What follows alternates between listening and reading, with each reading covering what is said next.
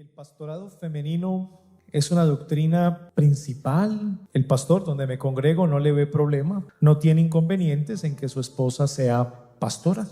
Con todo respeto y amor, no, sí es una doctrina sumamente importante por varias razones. En primer lugar, porque violenta la estructura misma con la que Dios quiso plasmar la sociedad humana.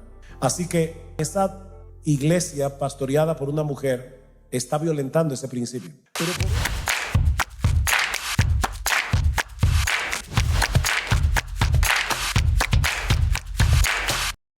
Hola amigos del Show de la Palabra, aquí con otro video. Si usted ve por todo YouTube, hay muchos videos que tratan este tema. Yo creo que el tema en sí no es tan importante. Es decir, no es un tema primario en la Escritura, no causa tanto problema obviarlo o entrarle a este tema. El punto es que hay tantos videos que tratan de esto, que me han llegado videos, hermanos que me han hecho llegar los videos, que creo que sería bueno hacer un video acerca de este tema y exponer lo que yo creo que falta en la discusión. Y el tema es el siguiente: ¿es el pastorado femenino correcto? ¿Está Dios a favor o está en contra del pastorado femenino? ¿Pablo en realidad prohibió a la mujer ser pastora? Vamos a ver. No es que no se debe ser pastora, es que no se puede ser pastora. Muchas personas con buenas intenciones suavizan el tema del pastorado femenino diciendo que la mujer sí puede ser pastora, pero no debe. Como si esto fuera una opción moralmente inconveniente, pero funcionalmente posible. Sin embargo, eso no es lo que enseña la Escritura. La mujer no puede ser pastora, no porque no sea capaz, sino porque no ha sido diseñada ni llamada por Dios para este rol. Y es que uno de los requisitos explícitos del liderazgo pastoral en la iglesia, según 1 Timoteo 3 y Tito 1, es que el pastor sea marido de una sola mujer. Y esto no es un detalle cultural, es parte del diseño de ese oficio. Es imposible para una mujer cumplir ese requisito, por lo tanto, una mujer no es una pastora en funciones erróneas, es una mujer en un disfraz. Quiero abordar desde el principio el asunto. Todo el asunto de las epístolas es responder a una pregunta. Yo creo que si podemos responder a esta pregunta, entonces tenemos más o menos una idea si en realidad hay una prohibición a la mujer de que sea pastora o que enseñe en la iglesia o no la hay. Y la pregunta que debemos responder ¿es lo que está en las epístolas un marco regulatorio para todas las iglesias, en todo lugar, en toda época, en toda nación?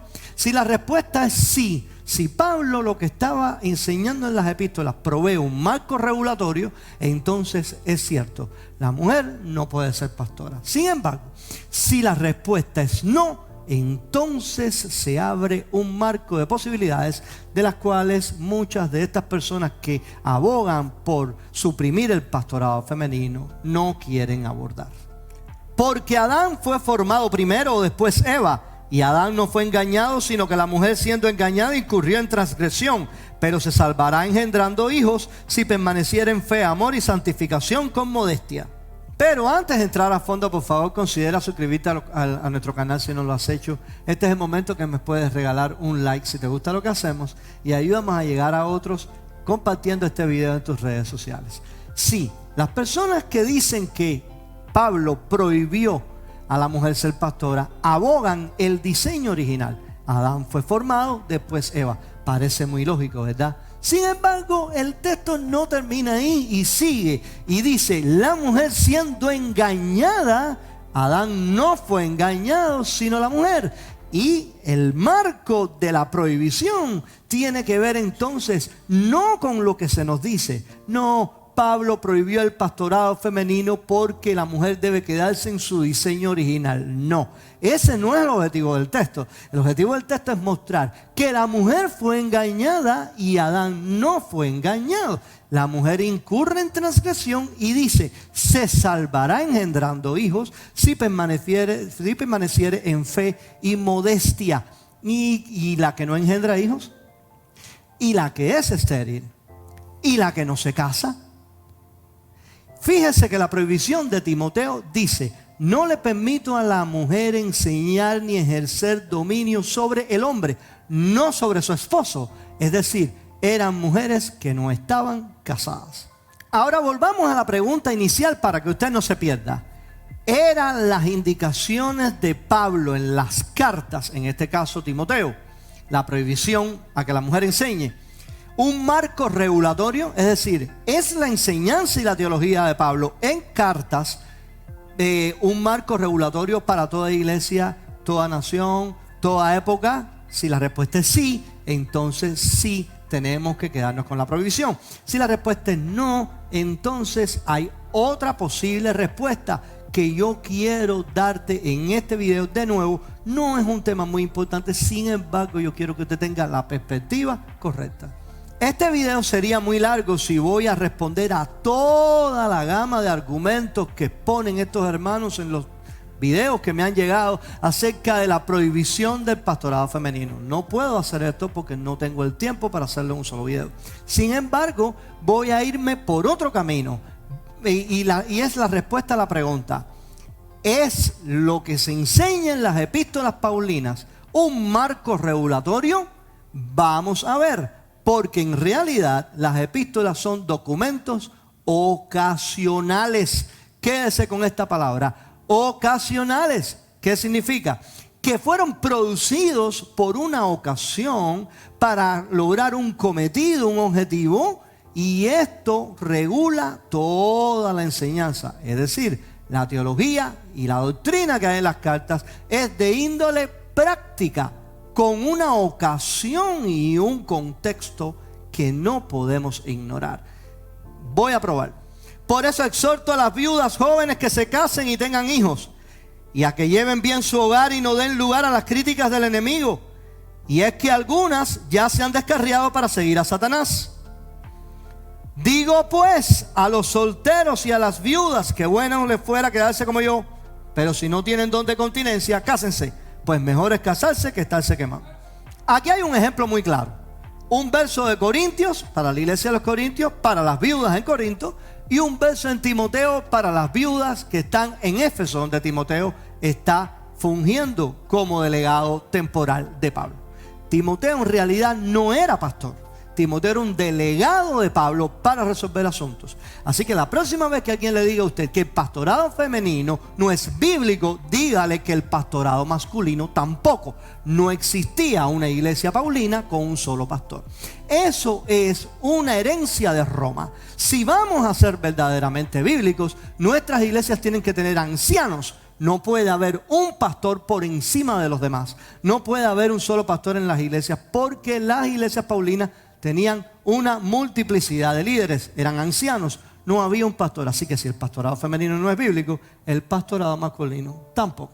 Aquí vemos por qué las epístolas no pueden proveer un marco regulatorio en ciertos asuntos. Y es lo siguiente: Pablo le dice a las viudas de Corinto: quédense como yo. Y a las viudas de Timoteo, o a las viudas allá en Éfeso, le dicen: cásense y lleven bien su hogar. Dos consejos diferentes para dos viudas distintas. En cuanto a las cosas que me escribiste, es bueno le fuera al hombre no tocar mujer, pero a causa de las fornicaciones cada uno tenga su propia mujer y cada una tenga su propio marido. En cuanto a lo que me escribiste, ¿alguien me puede decir qué fue lo que los corintios le escribieron a Pablo? Nadie. Estamos ciegos de nuevo, pero vemos que el consejo de Pablo, por causa de las fornicaciones cada uno tenga su propia mujer y cada uno tenga su propio marido, tiene que ver con lo que los corintios le escribieron a Pablo.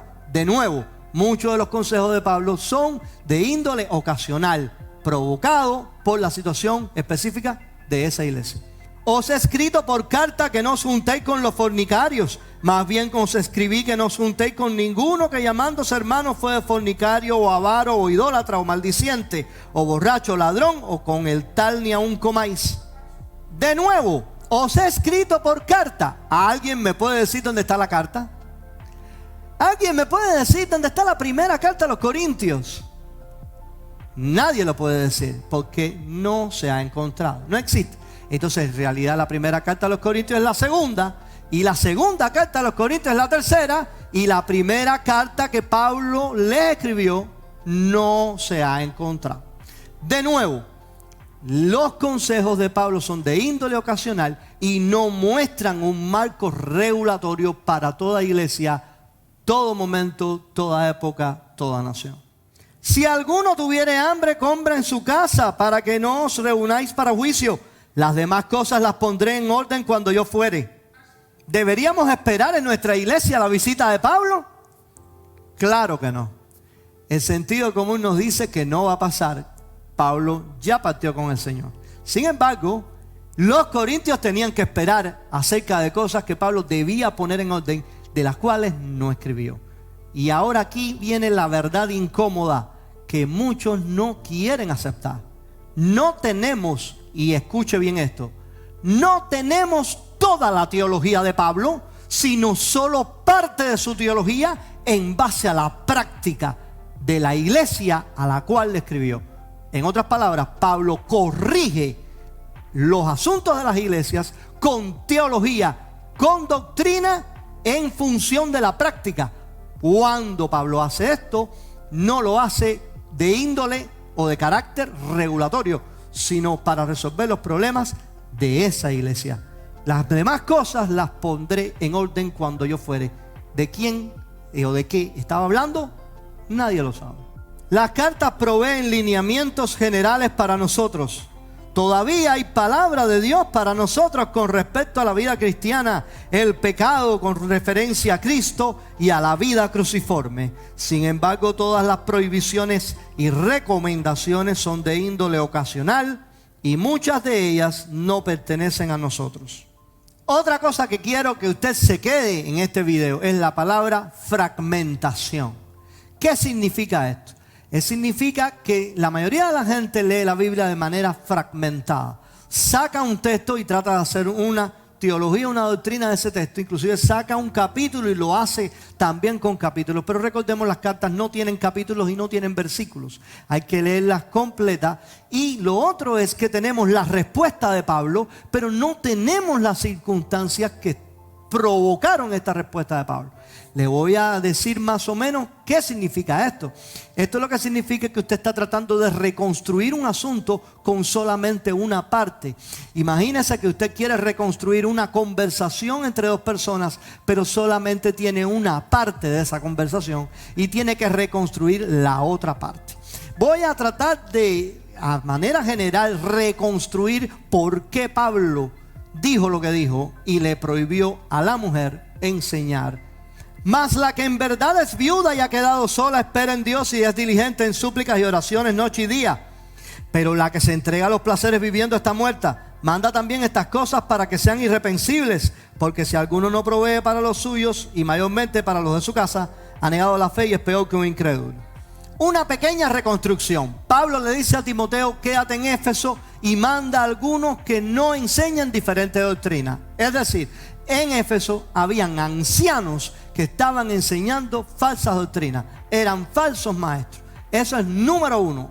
Toda la epístola a Timoteo tiene que rodar alrededor de esto. No podemos sencillamente leer el capítulo 2, que hay la prohibición a la mujer, y olvidarnos del capítulo 3, del 4, del 5 y de todo lo que sigue. En el capítulo 5 Pablo luego dice: solamente considera viudas a estas, y las que se están entregando a placeres tienes que desecharlas. Inclusive dice: la gente que pueda, las familias que puedan sostener a sus viudas, que los sostenga y que la iglesia no sea agravada. Tenían problemas con mujeres que eran viudas, que no tenían sustento y estaban siendo sustentadas por la iglesia. Había un grupo de mujeres dentro de estas viudas que eran jóvenes. Por eso es que Pablo le dice a las jóvenes que se casen. ¿Para qué? Para que entonces, cuidando su casa y cuidando a sus hijos y cuidando a sus maridos, no se entreguen a los placeres y no se entreguen a la falsa doctrina que estaba caminando en la iglesia de Éfeso. Pero bueno, todavía no terminamos, falta algo más. No incluyes en esta lista a las viudas más jóvenes, porque cuando sus pasiones las alejan de Cristo, les da por casarse. Así resultan culpables de faltar a su primer compromiso. Además se acostumbran a estar ociosas y a andar de casa en casa. Y no solo se vuelven holgazanas, sino también chismosas y entrometidas, hablando lo que no deben. Por eso exhorto a las viudas jóvenes a que se casen, tengan hijos y que lleven bien su hogar y no den lugar a las críticas del enemigo. Y es que algunas ya se han descarriado para seguir a Satanás. De nuevo, lo que probablemente estaba pasando era, número uno, habían falsos maestros que estaban propagando falsas doctrinas. Timoteo es dirigido por Pablo para poner fin a esto, expulsar a estos ancianos y poner a otros ancianos con todos los requisitos que ya sabemos que está en la primera carta a Timoteo.